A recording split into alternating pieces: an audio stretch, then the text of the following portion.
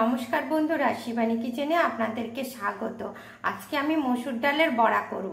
এই মসুর ডালের বড়া করার জন্য মসুর ডাল, কাঁচা লঙ্কা আর পেঁয়াজ করে মিক্সিতে নিয়ে নিয়েছি।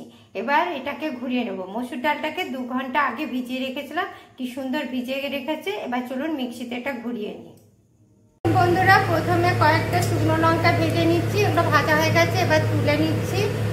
আর এই দেখুন মসুর ডালটা বাটা হয়ে গেছে। আমি খুব বেশি বাটিনি, একটু খরচা খরচা রেখেছি। এটা খেতে বড়া খুব ভালো লাগে। এবার দেখুন বড়াগুলোকে ভেজে নিচ্ছি। এই যে ভালো করে মাখিয়ে দিয়েছি, এর মধ্যে লবণও দিয়ে দিয়েছি, ঠিক এই পরিমাণ নিচ্ছি, দিয়ে এই দেখুন দিয়ে দিচ্ছি।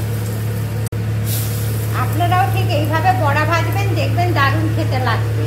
এই দেখুন এক পাশটা হয়ে গেছে। এই বড়াটা কোনো তেলও টানে না, কিছু না, খুব সহজে হয়ে যায়। দেখুন এক পাশটা হয়ে গেছে, এবার আর এক পাশটা উঠে দিচ্ছি।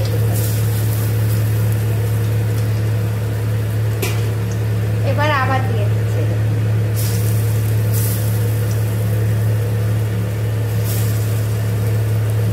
এইভাবে আমি প্রত্যেকটা বড়া ভেজে নেব।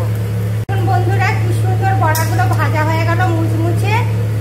এবার আমি একটা একটা করে তুলে নিচ্ছি। আপনারাও ঠিক এইভাবে বড়াগুলো ভেজে নেবেন। মসুর ডালের বড়া দারুণ খেতে লাগে। এই দেখুন বন্ধুরা, কি সুন্দর বড়া ভাজাটা হয়েছে, দেখেছেন? সাথে পেঁয়াজ, লবণ আর শুকনো লঙ্কা ভাজা, সাথে এই যে নিয়েছি পান্তা ভাত।